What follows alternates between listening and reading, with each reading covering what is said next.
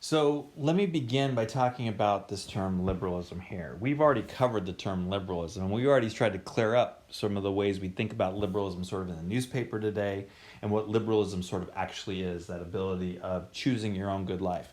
Now, the international relations liberalism is the same as the other we've talked about, but you have to kind of it's complex in terms of how it does that. It just takes a little more explaining. So for now, just understand IR liberalism is related to the liberalism we talked about, but you don't have to know why just now. So we're just going to call it liberalism and just move on. Just pretend we're talking about liberalism B, even though they are connected.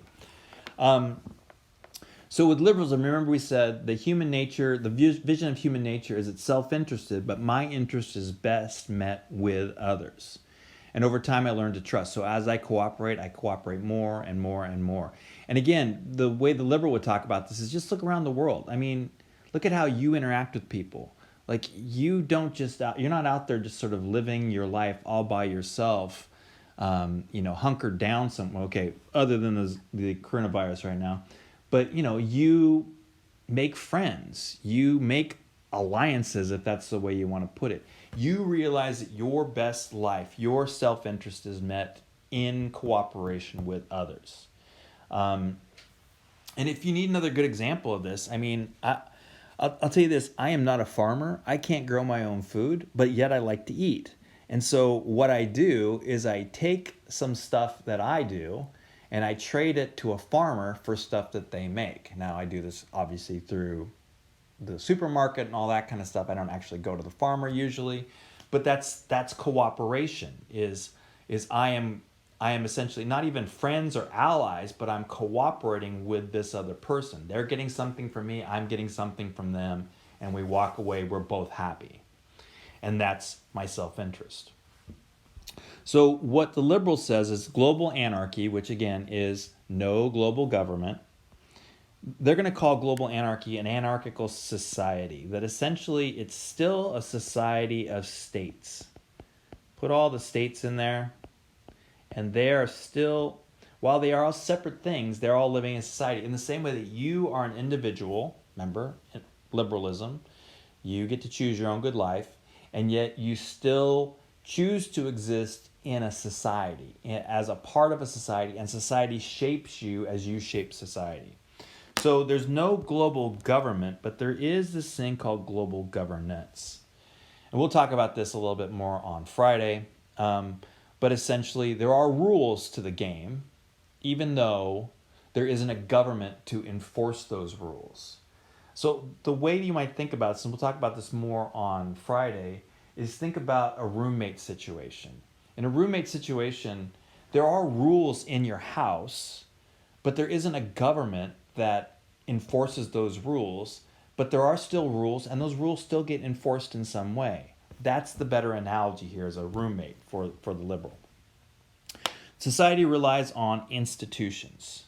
An institution, we've talked about this before, is a humanly devised constraint of behavior. So, for example, an institution that we used to have, I don't know if we're going to have this anymore, but when you meet somebody for the first time, you sometimes shake their hand. Nice to meet you, and you shake their hand. It's kind of a weird thing. Like, why do we do that? You could do anything. Like, why not smack the person on the forehead? Why isn't that the thing that we do? Why isn't that we don't flip each other off when we meet each other? That's just not the institution. It's, again, it could be any way, but it's a constraint on behavior to create some expectations about how we should be.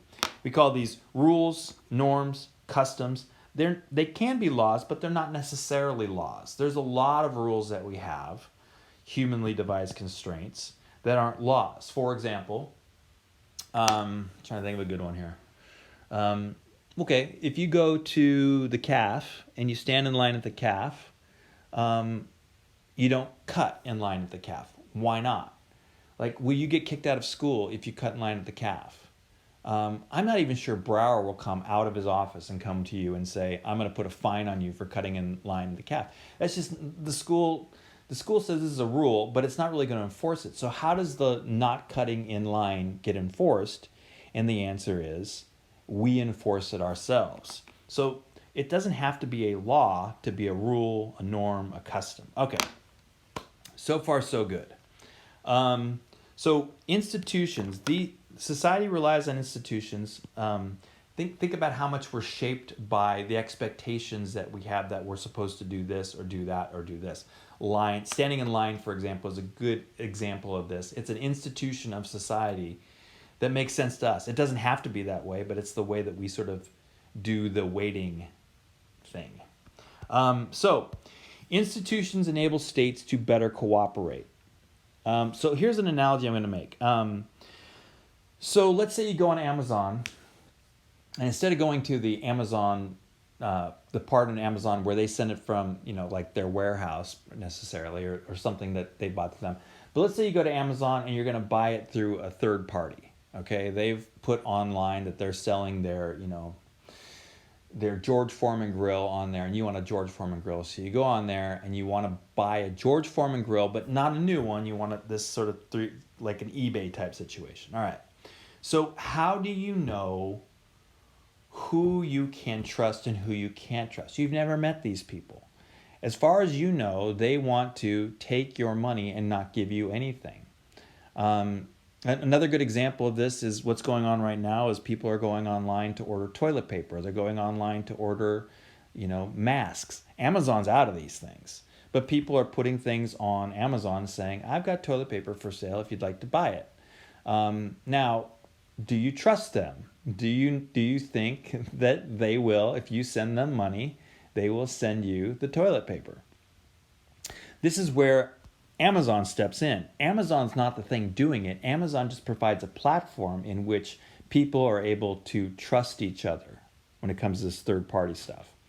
So let's think about how it does this. Like, this is the system over here.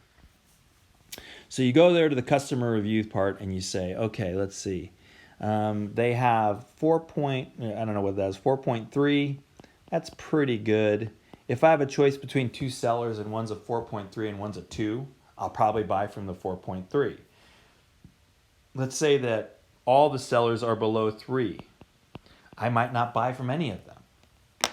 Now, why? The answer is this. The institution has done this. It's provided information. I now have more information about this person than I did before. They don't come off as particularly credible from that information. It's not a lot of information. I don't know anything about them or anything like that. I just know sort of their trustworthiness when it comes to this kind of thing. It reduces transaction costs. That essentially, I don't have to hunt around the internet to find someone with a George Foreman grill. The guy with the George Foreman grill doesn't have to hunt around the internet to find people who want to buy it. Amazon provides one place where we can do that. So I don't have to spend 80 hours on the internet. I just go to Amazon. Reduces transaction cost. The costs, it's not the cost of buying the thing, it's the cost of doing the work to buy the thing. And then the other thing that Amazon does is it creates a forum for open and constant discussion. So there are these reviews down here where essentially there's more information. You sort of can gather more information, and the person who's doing the selling can respond and say, this is what happened, here's how we're going to fix this in the future, more information. This is the same thing that happens internationally. Is institutions like the United Nations. That's what the United Nations does these three things. And the reason it does that is to help states better cooperate. Because if they're better at cooperating, they're going to solve some of these problems that we have out there. Institutions constantly change because we are learning and doing things better and better. And so if you look at Amazon's system today versus Amazon's system 5 years ago, it was crappy. It's better today. It'll probably be better 10 years from now. And you're trying to get progress. Progress to what? Remember we talked about this is where the liberalism is going to come in again. What's right here? Greater freedom. In other words, the more we cooperate, the more we will cooperate, the more we'll get progress, the more we will sort of solve this zombie apocalypse sort of situation, whatever that is, and we'll move down here towards greater and greater freedom. Let's just talk about in a nutshell what that means, and this will be the last thing. We talked about with realism, war and peace. When are you going to have peace? Remember when you have peace with realist? The answer is when you have a global balance of power. No state can attack another state and get any advantage, so nobody attacks anybody. And you're going to have war when there's a global imbalance of power. So what about liberalism? How does it model war? And the answer is this. Essentially, if we cooperate, then there's less reason for war. So this is peace, or if you'll remember from the reading, perpetual peace.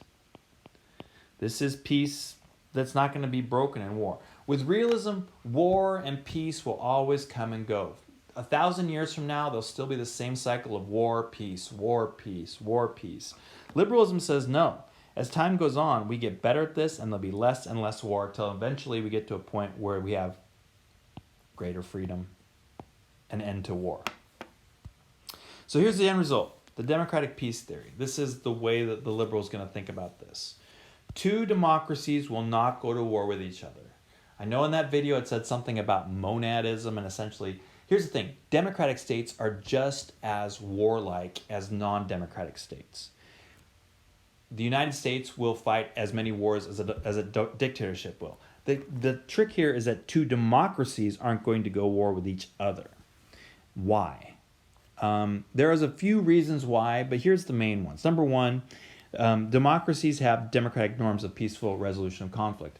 If I have a problem with my neighbor, I probably don't go over to my neighbor and shoot them or start a war with them. I will, talk to them. I will possibly call the police and they will come in, or I'll sue them, sort of legal recourse. It may not be easy, but at least it's peaceful. And so democratic countries have these norms of peaceful resolution of conflict. And so it'd be weird to think that when, for example, the United States and Canada are sitting down to talk, they're not trying to find the human beings from the United States and the human beings from Canada aren't trying to find peaceful resolutions to their conflict as well, because they're trained in peaceful resolution of conflicts. Another reason is what we call economic interdependence. Trade provides mutual benefits. So here's the other thing we find is that democracies tend to have more trade with each other. So here's the thing. The US and Canada have lots and lots and lots of trade. I think Canada's our largest trading partner. Will we go to war with Canada? Here's day one of war with Canada, our economy collapses, their economy collapses. It's not just about the cost of war, like bullets and lives and all that. It's the economic cost of the war too. So the more trade you have, the more costly war will be. And that becomes the whole idea, is that if I go back to my arrow here, more cooperation means more trade, which means that war is way too expensive as we do this, and we just won't fight wars anymore. Another good example of this might be France and Germany. Back in 1945, France and Germany had been at war for 100 years or so. Since the end of World War II, France and Germany have been cooperating together in this thing that has eventually become the European Union. And today it'd be super weird if you picked up the newspaper and saw France has declared war on Germany. That would be super weird. And yet that was the norm for so long. It's because here's old France and Germany. Here's 1945. Here's France and Germany today, 2020. They might not like each other that much about certain things. They might have disagreements, but they find peaceful resolutions to those conflicts. And if they don't, they realize it's going to be way too expensive to fight a war, so let's go back and figure out some other things like this. And then we want to add one more thing to it, and that's this element right here, which is the stuff we talked about on that last page, is institutions like the UN do everything they can to help produce cooperation where cooperation may be more difficult between states, which makes war less likely. So that's the idea here. So what about U.S. national security? What is good U.S. national security or Czech security or Brazilian security? And the answer is spread democracy and or increase free trade. If another state becomes a democracy, like let's say Iran's a dictatorship, if it becomes a democracy, two democracies will not go to war with each other. It's never happened in the history of the world. Why would it happen in this case? Or increase free trade. More free trade means more trade equals less war. All right. Those are the theories. That's pretty much it for today. We're going to talk more about this stuff on Friday and from here on. So I don't even have an assignment for you. That's how generous I'm feeling right now. So I'll see you guys on Friday. Oh, I mean Thursday. Sorry, I'm way off.